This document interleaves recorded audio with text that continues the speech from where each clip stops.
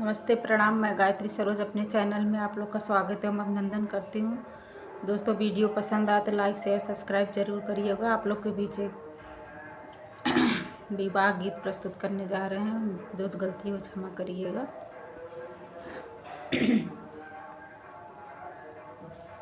शादी मत करना मम्मी, शादी जंजाल है। शादी मत करना मम्मी, शादी जंजाल है।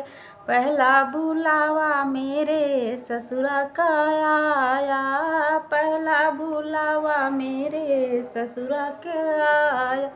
ससुरा से कह दो मम्मी लड़की नादान है, ससुरा से कह दो मम्मी लड़की नादान है।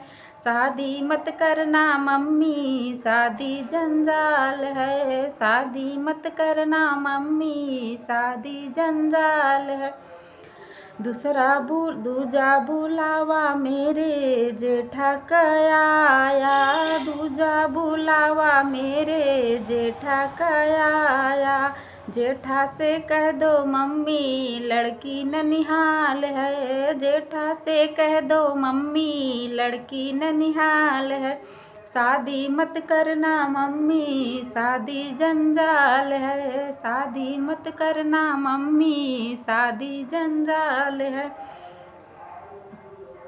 तीजा बुलावा मेरे देवर का आया, तीजा बुलावा मेरे देवर का आया।